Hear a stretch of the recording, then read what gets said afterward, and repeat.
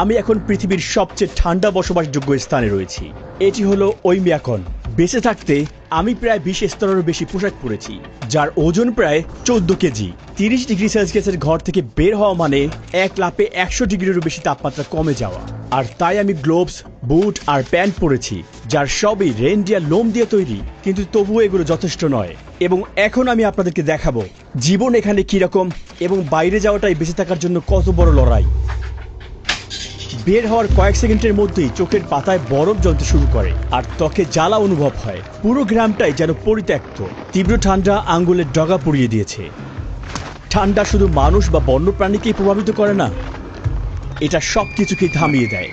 Phone ঠিক মতো কাজ করে না, হঠাৎ করে বন্ধ হয়ে যায়। বাইরে ফেলে রাখা গাড়ি কয়েক ঘন্টার মধ্যে জমে যায়। মাটি সবসময় বরফে ঢাকা থাকায় এখানে কোনো ফলমূল বা সবজি জন্মায় না। আমরা মস্কো থেকে প্লেনে উঠে 7 ঘন্টা পূর্ব দিকে উড়ে যাই ইয়াকুৎস্কে। সেখান থেকে শুরু হয় 18 ঘন্টার 900 কিলোমিটার দীর্ঘ সড়ক যাত্রা। এখন রাত 2টা। অবশেষে আমরা পৌঁছেছি পৃথিবীর সবচেয়ে ঠান্ডা গ্রামে। থার্মোমিটার দেখাচ্ছে -7.5 ডিগ্রি সেলসিয়াস।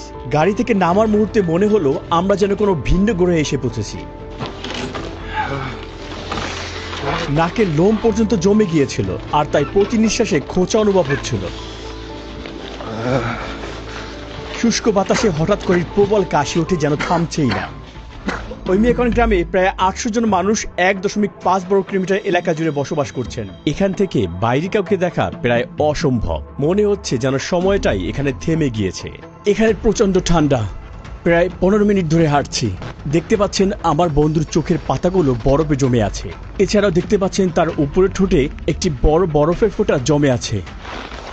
ওইমিয়াকন আমাদের ভূমি পাহাড় দিয়ে ঘেরা। এখানে অসম্ভব রকমের ঠান্ডা পড়ে। তাপমাত্রা নেমে যায় -63 বা এমনকি -64 ডিগ্রি সেলসিয়াসে। যেহেতু ওইমিয়াকন একটি উপত্যকার মাঝে অবস্থিত, এখানে বাতাসের চলাচল কম। ঠান্ডা একবার জমে গেলে সেটা নড়ে না, ঠিক সেখানেই থেকে যায়। এই এলাকায় মাটির নিচের স্তর সারা বছর বরফে জমে থাকে। এই বরফের স্তরকে বলা হয় পার্মাফ্রস্ট, আর এটি 100 মিটার দীর্ঘায়িত হতে পারে। এই চরম ঠান্ডায় টিকে থাকতে গ্রামের মানুষরা একটি কেন্দ্রীয় হিটিং সিস্টেম গড়ে তুলেছেন। একটি মাত্র কয়লা চালিত বয়লার থেকে পাইপের মাধ্যমে বেশিরভাগ এলাকায় পৌঁছে দেওয়া হয় তাপ। এই ব্যবস্থাটি এক মুহূর্তের জন্য বন্ধ হওয়া চলবে না। এখানকার বাড়ির ভেতরের গঠন সাধারণ গ্রামীণ বাড়ি থেকে সম্পূর্ণ ভিন্ন। পুরো বাড়ি গরম রাখতে কেন্দ্রীয় বয়লার সাথে সংযুক্ত পাইপগুলো ঘরের মধ্য দিয়ে চলে যায়। প্রথমে মোটা কাঠের বিম দিয়ে সমতল একটি ভিত্তি বানানো হয়, আর এর উপর বসানো হয় মূল কাঠের গাঁথুনি। এরপরে দেওয়া হয় 30 সেন্টিমিটারের পুরুত্বের একটি সাব ফ্লোর। এরপরে ইনসুলেশন এবং সবশেষে মেঝে। প্রতিটি দেয়াল 7 স্তরের উপাদান দিয়ে তৈরি।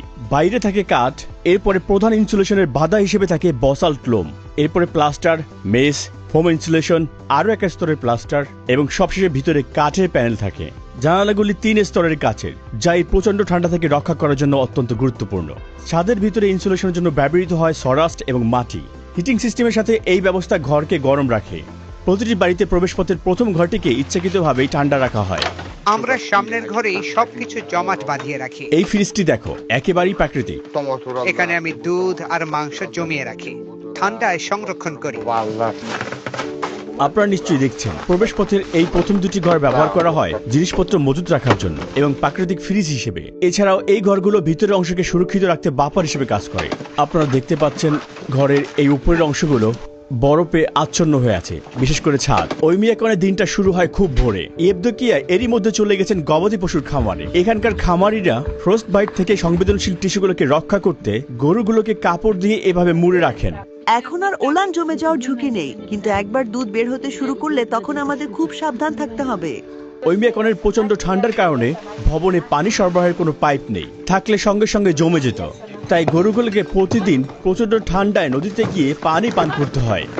একের পর এক গরুগুলো ঠান্ডার নরকে পা রাখছে, কারণ তারা জানে দেরি হলেই অসহনীয় উঠবে এই ঠান্ডা। তাদের শরীরের লোম সঙ্গে সঙ্গে বরফে জমে শক্ত হয়ে যায়। নদীর এই অংশটুকু বরফে জমে না, কারণ এটি পাহাড় থেকে আসা সতেজ পানির ধারা। ভূগর্ভস্থ ঝর্ণার পানি নদীর সঙ্গে মিশে যায় এবং এই নদীকে বরফে জমা থেকে রক্ষা করে। হঠাৎ করেই আমার পুরো মুখমণ্ডল অবশ হয়ে গেল। বাঁ পাশে পেশি আমি নাড়াতে পারছিলাম না, যেন মুখে প্যারালাইসিস হয়েছে। ইয়েভদোকিয়া খেয়াল করছিল ইতিমধ্যে আমার নাকও জমতে শুরু করেছে। Подходя, я тебе дам что-то. এটা কি ফ্রস্ট বাইট? হ্যাঁ অবশ্যই। ঠান্ডা রক্তনালীকে সংকুচিত করে এবং ধীরে ধীরে রক্ত সঞ্চালন কমে যায়। যথেষ্ট উষ্ণতা না পেলে প্রতিটি কোষের ভেতরের পানি বরফ কণায় পরিণত হয়, ফলে কোষ ফেটে যায়, তীক্ষ্ণ ব্যথা অনুভূত হয় এবং টিস্যু মারা যেতে শুরু করে। Надо закрыть. তোমার মুখ ঢেকে রাখতে হবে। Закрыли бы вот так. এইভাবে মুখ ঢেকে হাঁটো। সাবধানে থেকো, না হলে এটা কালো হয়ে যেতে পারে।